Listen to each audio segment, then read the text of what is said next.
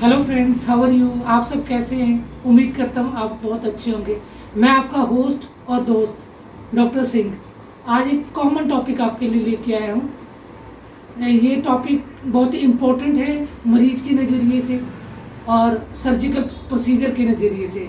मरीज को जानकारी होने से मरीज की जान बचती है और आउटकम्स बहुत अच्छे आते हैं। तो आज का टॉपिक हम लेके आए हैं आपके लिए अपेंडिसाइटिस।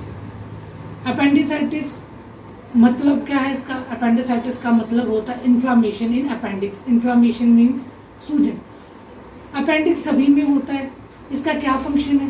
इसका बहुत ज़्यादा कोई फंक्शन बॉडी में नहीं है, पर हम सब में, ह्यूमन बींग्स में, ये अपेंडिक्स पाया जाता है। पर जब इसमें इन्फ्लामेशन या सूजन आ जाती है किसी भी कारण से, तो इसकी सर्जरी करनी बहुत ही ज़रूरी हो जाती है, क्योंकि बिना सर्जरी के ये ठीक नहीं होता है। अपेंडिसाइटिस मुख्य रूप से दो प्रकार का होता है, क्रोनिक और एक्यूट। एक्यूट कंडीशन में तत्काल ही मरीज को बहुत तकलीफ बढ़ जाती है। अपेंडिक्स में सूजन आने की वजह से मरीज को एक्यूट कंडीशन में जो लक्षण आते हैं वो इस प्रकार हैं।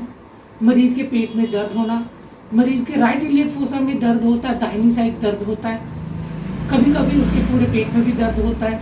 मरीज को भूख कम लगती है, मरीज को कॉन्स्टिपेशन की दिक्कत, कब्ज की दिक्कत रह सकती है, मरीज को बुखार आता है, मरीज को ठंड लगती है, और मरीज को उल्टियाँ भी होती है और उल्टियों का मन होता है। इन सभी लक्षणों से अपेंडिक्स का डाउट पड़ता है। ऐसी कंडीशन में जब मरीज डॉक्टर के पास आते हैं तो डॉक्टर उनकी इन्वेस्टिगेशन करते हैं। पहला इन्वेस्टिगेशन तो ये है कि मरीज को मैनुअली डॉक्टर एग्जामिन करते हैं। जैसे डॉक्टर मैनुअली उनके पेट पे हाथ लगा के उनका एग्जामिन करते हैं, तो राइट इलियक फोसा में जैसे हाथ लगाते हैं तो पेशेंट को पेन, तकलीफ होती है, जिसे हम टेंडरनेस पॉजिटिव कहते हैं।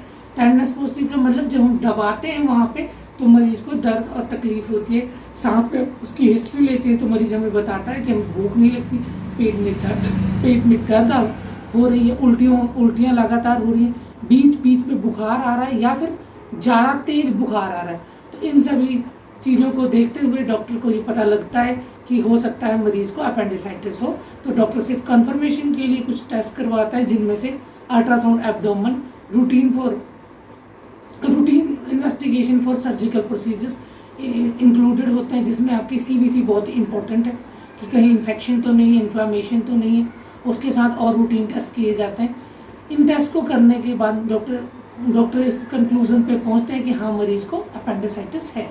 तो अपेंडिसाइटिस को ट्रीट करने के लिए दो तरीके हैं, एक कंजर्वेटिव तरीका है और एक सर्जिकल तरीका है। कंजर्वेटिव तरीका, अगर मरीज के अपेंडिसाइटिस बहुत ही हल्की है, हल्का सा इन्फ्लामेशन हो रहा है, तो जब हम उनको कंजर्वेटिवली एंटीबायोटिक्स प्रोवाइड करते हैं, सिम्टोमेटिक ट्रीटमेंट करते हैं, एंटीबायोटिक्स प्लस सिम्टोमेटिक ट्रीटमेंट, तो मरीज 1 से 2 दिन में इन्फ्लामेशन रिड्यूस होने से उसका बुखार ठीक हो जाता है, इन्फेक्शन ठीक हो जाती है।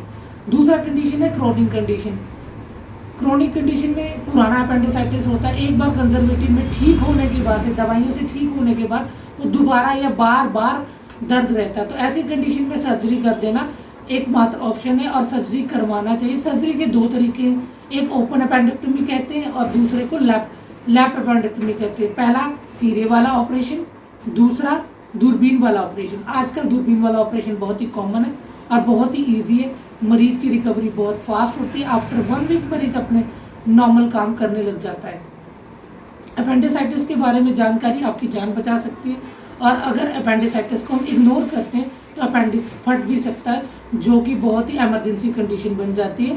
तो इसलिए अपेंडिक्स में कभी चांस ना लें। जैसे ही आपको पता लगता है कि अपेंडिसाइटिस है तो सर्जन से एडवाइस लें, सर्जन के एडवाइस के अकॉर्डिंग आप काम करें, और सर्जन अगर आपको बोलते हैं कि सर्जरी रिक्वायर्ड है तो आप सर्जरी जल्दी से जल्दी कराएं।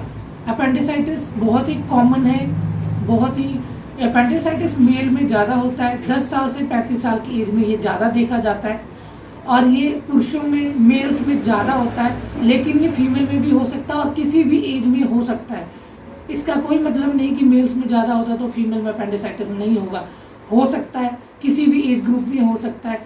लक्षण लगभग सेम है, पेट में दर्द होना, उल्टियाँ होना, बुखार होना, ठंड लगना, कॉन्स्टिपेशन होना अर्थात कब्ज होना, ये सारे लक्षण अपेंडिसाइटिस के हैं। अपेंडिसाइटिस होने के बाद सर्जन से कंसल्ट करना और ट्रीटमेंट कराना जरूरी है। 2 मुख्य ट्रीटमेंट है, एक कंजर्वेटिव और दूसरा सर्जिकल।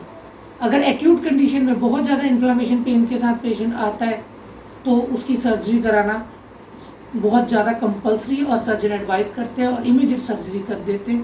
क्रोनिक कंडीशन में कई बार कंजर्वेटिव ट्रीटमेंट ट्राई किया जाता है, उसके बाद जब इन्फ्लामेशन रिजॉल्व हो जाती है फिर उसकी लैप्रोपेक्टमी कर दी जाती है, अर्थात उसकी लेप्रोस्कोपिक सर्जरी करता है। लेप्रोस्कोपिक सर्जरी के फ़ायदे बहुत हैं, पेशेंट की रिकवरी बहुत फास्ट होती है और पेशेंट बहुत जल्दी ठीक होता है।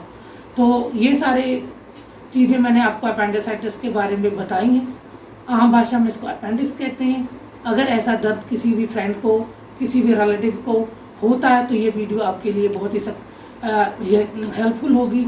और इस वीडियो को देखें, सर्कुलेट करें, किसी का फ़ायदा पहुंचाएं। ये वीडियो बनाने का एकमात्र मेरा लक्ष्य यही है कि किसी पेशेंट को सही जानकारी प्रोवाइड कराई जाए, सही जानकारी मिले, जो दूर दराज में रहते हैं उन तक ये जानकारी पहुँचे, तो एक अच्छे ह्यूमन बीइंग बने, एक अच्छे इंसान बने, हेल्प करें दूसरे की। इस वीडियो को जहाँ तक हो चुके पहुँचाएँ।